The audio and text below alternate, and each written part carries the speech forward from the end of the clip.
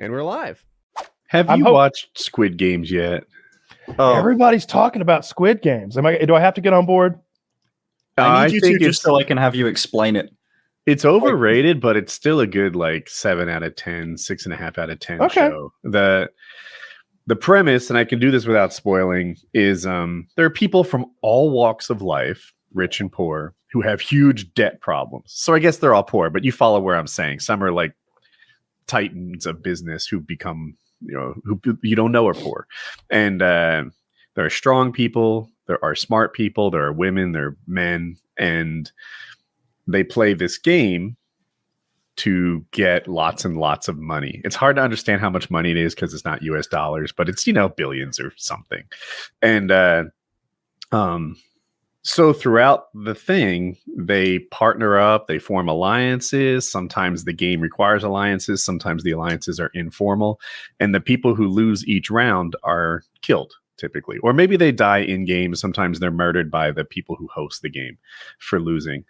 And they don't know what the game is going to be each round. Oh. So it makes it difficult to choose your teammates, right? What's a typical competition? Let me give one away. I'll spoil one. Okay, yeah. So they say, all right, in this game, you're going to play in pairs. And so everyone chooses one teammate. And I might go to someone and say, look, I'm really smart. Let's just accept that. You are really strong. We don't know what this game is, but I think if we team up, we'll be we'll be ready for anything. And God be like, okay. And there's another case where maybe two guys are really strong and they're like, dude, the two of us will kick so much ass, or a husband and wife team.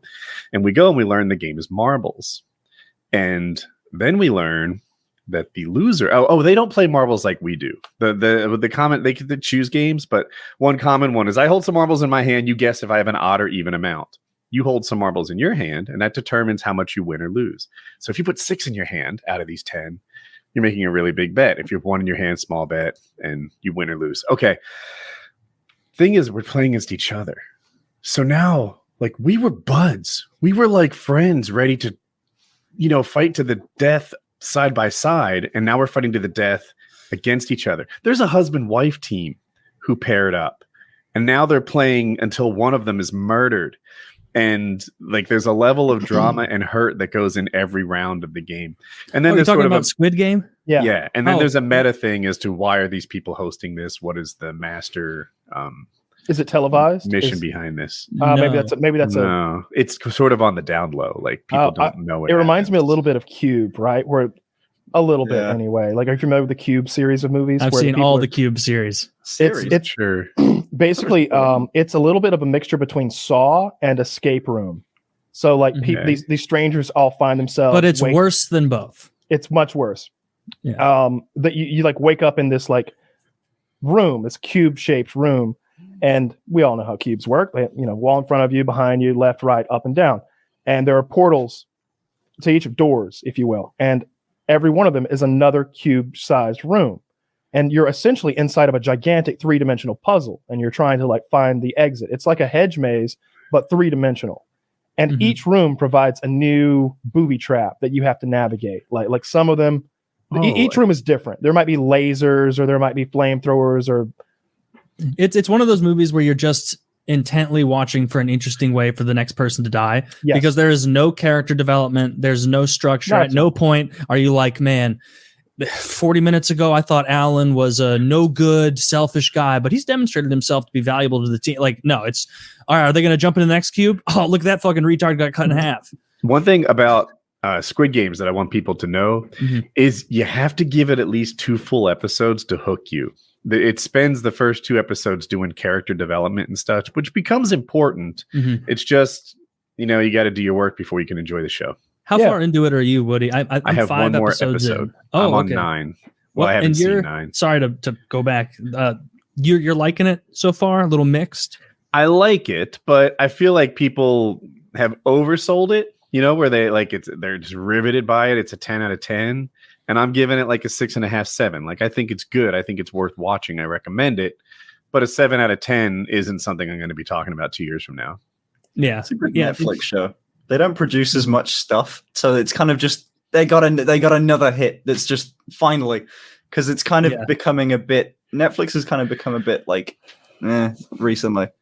Didn't got a they? good one again. Do they have Ozark? Do they own Ozark? Is that right? Yeah, They do. Yeah. Ozark was great. Is there a new one? That's a good When's the one. last time Ozark came out? I think we're probably due for a new Ozark. It's been like at least a year and a half. That show rocks. I really, really like Ozark. That's probably, if that's Netflix, that's my favorite thing Netflix has done. But the Squid Game thing, I'm only halfway through, but I like these like silly premises where they don't even try and backfill with like, and the incentive for the billionaires to do this is because blah, blah, blah, blah, blah. It's like, no, we got a cool premise. Just assume like a couple billionaires are crazy and that they want to watch people get killed in games. I'm not to any kind of reveal of like the VIPs or anything yet, Woody, but I hope they don't try and do like a convoluted explanation of it, because they already pulled that once in this series and I thought it was ridiculous. Like it's a spoiler, Zach, so you can put it up.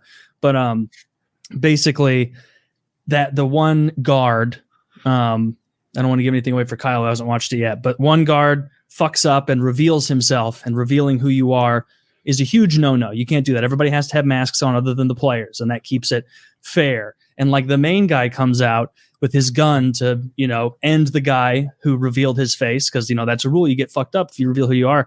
And he's like, you've destroyed the principle of the game, which is everyone is equal here, unlike outside, and you've defied our prince. And it's like, after that bit of monologue, I'm like, that's so stupid. Like, I had in my head that this guy was like uber genius, and then he comes out here with this milk toast. We're giving them a final chance to be equal. And it's like, bitch, the game is not equal by any metric. That group stole the other group's food and nobody did anything. Like, it's not fair at all. So I thought that was a little ham-handed and a lot of little bit silly, but overall it's a really interesting show. It's a cool premise. I like those. I don't know what the genre is called, but I like when people are like trapped in something and they have to figure out how to get out of it, or they're like on an island. And what's that? Stuck porn, that's called. Yes. Stuck porn. Exactly. Stuck porn. Yeah. That's what I'm into. Being stuck in a killer game. I was just looking at I was just looking around. I saw that show Squid Game. You know that little card they have that has a number on it, like a phone number? Mm-hmm. Apparently they didn't even check. That's some dude in Korea's phone number, and he's been getting tens of thousands of calls from people.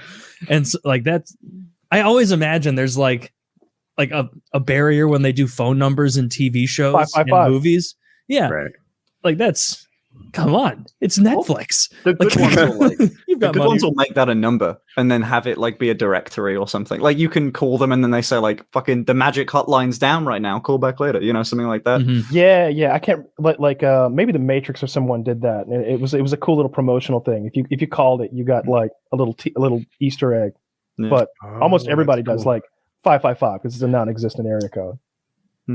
Oh, really? Yeah, 555-1212 is the phone company. That's the only thing. Oh, interesting. Yeah, what is that's information, right? Information for different. You know how you dial 411? Yeah, you get information locally.